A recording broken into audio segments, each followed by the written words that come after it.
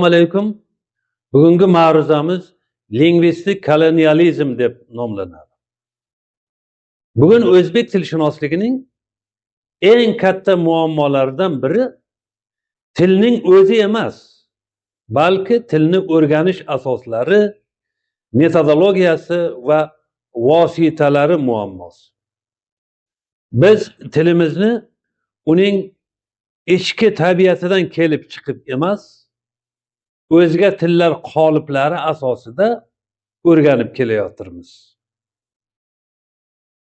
Bunda qator savollar tug'iladi. Birinchidan, nega o'zbek tilining tabiiy qonuniyatlarini arab, rus yoki ingliz tilining kategoriyalari bilan o'lchaymiz?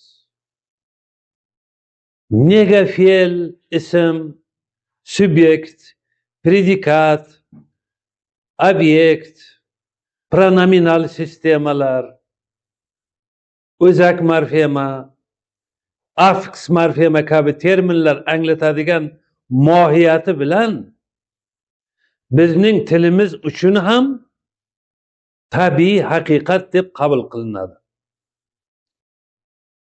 Javob oddiy. Bu lingvistik kolonializmning achchiq mevasi.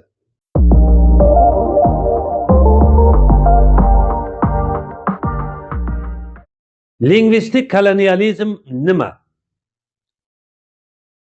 Lingvistik kolonializm bir xalq tilini o'rganish uchun boshqa xalqning tafakkur tarzi va tilining qurilishi qoliplarini majburiy qo'llashdir. Til bosqin bilan egallanmaydi. Til kategoriyalar bilan zabt etiladi. Tilga quyidagilar singdiriladi.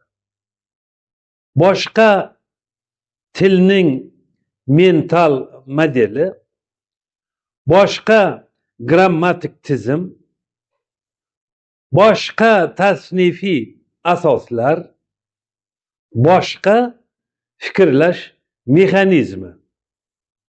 Natijada til o'z ichki qonuniyatlari bilan emas, begona metodologiya bilan tushuntirilgan sun'iy modelga aylanadi.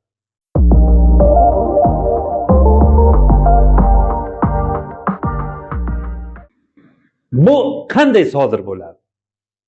Birinchidan, mustamlaka ta'lim tizimi orqali. Sovet davrida o'zbek tilshunosligining ko'p asosiy kategoriyalari rus tilshunosligi sharhlari orqali shakllandi. O'zbek tili slavyan til tizimiga majburiy moslashtirildi. Ikkinchi, terminologik bosim orqali biz boshqaruv, moslashuv, bitishuv, urg'u kabi tushunchalarni o'zbek tili tabiatiga emas, slavyan tillari modeliga qarab belgiladik. Uchinchi, grammatik ixtiyor emas, balki grammatik majburiyat. Tilni qanday o'qitish mumkinligi emas, tilni qanday o'qitish kerakligi buyurildi. To'rtinchi, tilni o'rganish emas, balki tilni normaga solish. Real til eskirgan deb qaralib, sun'iy adabiy model rasmiylashtirilgan. Til jonli vosita emas, sun'iy hujjatga aylantirilgan.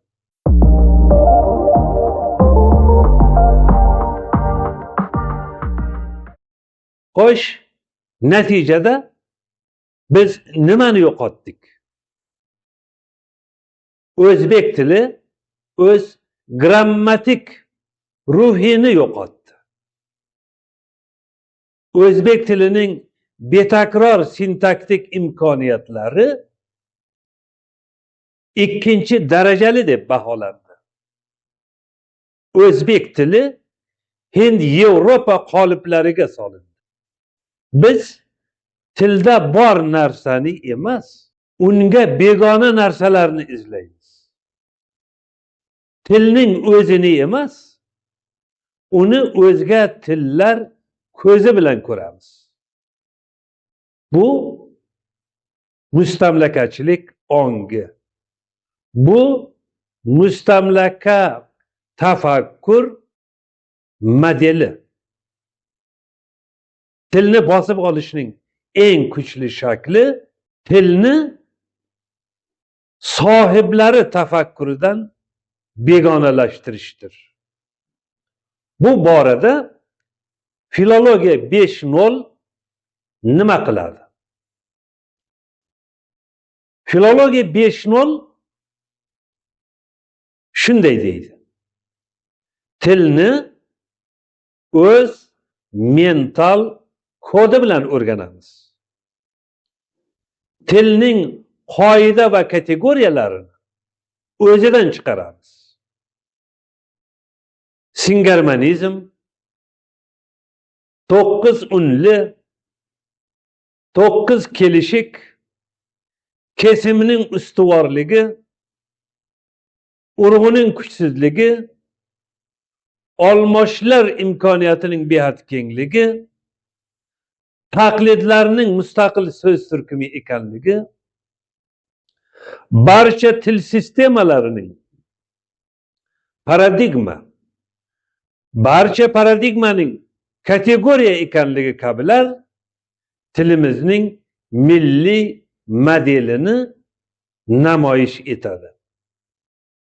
Eng asosiysi, yaratilayotgan til korpusi va u asosda ishlaydigan sun'iy intellekt vositasida o'z grammatikamizni o'zimiz yaratamiz. Tilni mustamlakadan ozod qilish qalam bilan emas, raqamli algoritm bilan amalga oshadi.